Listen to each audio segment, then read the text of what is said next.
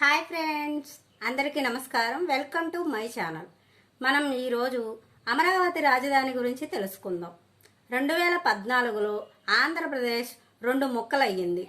రెండు ముక్కలైన తరువాత కేంద్ర ప్రభుత్వం 10 సంవత్సరాల పాటు హైదరాబాదునే ఉమ్మడి రాజధానిగా వాడుకోమని చెప్పారు. అయితే అప్పుడు 2014లో చంద్రబాబు నాయుడు గారు అధికారంలో ఉన్నారు. ఆయన మాకు హైదరాబాదు రాజధానిగా వద్దు, మాకంటూ ఒక రాజధాని కావాలి, ఆ రాజధాని అమరావతి అని ఫైనల్ చేశారు.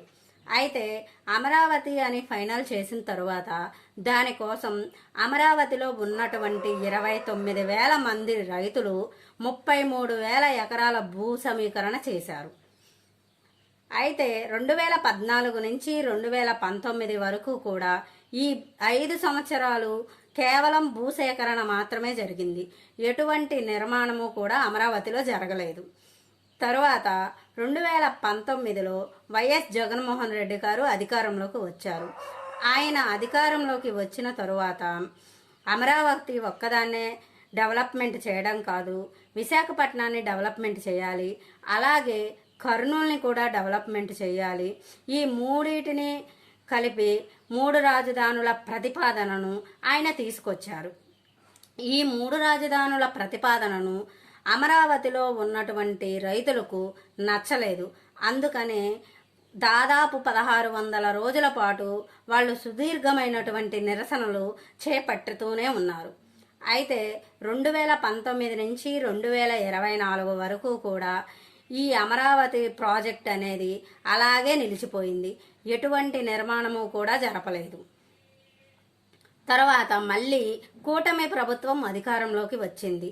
అధికారంలోకి వచ్చిన తరువాత ఆంధ్రప్రదేశ్ అమరావతి రాజధాని అని ఫైనల్ చేసి పార్లమెంట్లో ఒక బిల్లు పెట్టి రాష్ట్రపతి గారి చేత ఆమోదం కూడా తీసుకున్నారు. సో కాబట్టి ఇక ఆంధ్రప్రదేశ్ అమరావతి రాజధాని అని డిక్లేర్ చేసేసినట్లే. ఇక్కడ వరకు బాగానే ఉంది. చరిత్ర వినడానికి కానీ చెప్పుకోవడానికి కానీ చాలా బాగుంది. అయితే నాకు ఇందులో 3 పాయింట్లు అయితే అర్థం అవడం లేదు. అది ఫస్ట్ పాయింట్ ఏమిటంటే 2014 నుంచి 2019 వరకు ఈ 5 సంవత్సరాలు కూడా చంద్రబాబు నాయుడు గారు కేవలం భూసేకరణ మాత్రమే చేశారు. అమరావతిలో ఎటువంటి నిర్మాణము జరపలేదు. మరి ఇప్పుడు కూటమి ప్రభుత్వం అధికారంలోకి వచ్చిన తర్వాత 2 సంవత్సరాలు గడిచిపోయినాయి. ఇంకా 3 సంవత్సరాలు మాత్రమే మిగిలి ఉన్నాయి. మరి ఈ 3 సంవత్సరాల్లోనూ అమరావతి నిర్మాణం చేస్తారా అన్నది నాకు అర్థం అవడం లేదు.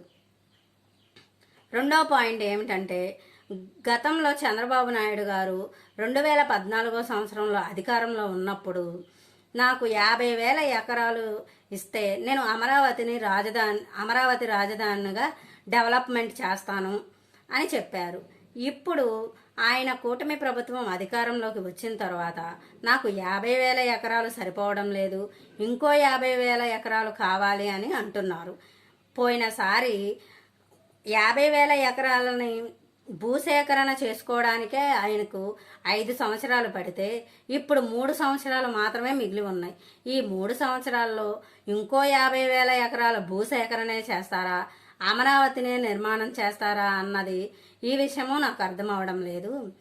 మూడో పాయింట్ ఏంటంటే రీసెంట్గా జగన్మోహన్ రెడ్డి గారు నా దగ్గర ఒక అద్భుతమైనటువంటి ప్లాన్ బి ఉంది, చెబుతాను వినండి అని చెప్పారు. నా దగ్గర మావిగన్, మచిలీపట్నం, విశాఖపట్నం, గుంటూరు, మచిలీపట్నం, విజయవాడ, గుంటూరు ఈ మూడింటిని కలిపి రాజధానిగా చేయండి, ఇది ప్లాన్ బిగా తీసుకోండి అని జగన్మోహన్ రెడ్డి గారు చెప్పారు.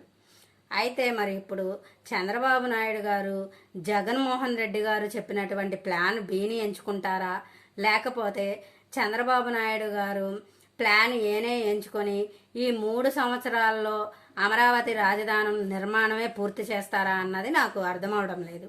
మీకెవరికైనా ఈ 3 పాయింట్లకు సమాధానం తెలిస్తే దయచేసి కామెంట్స్లో చెప్పండి.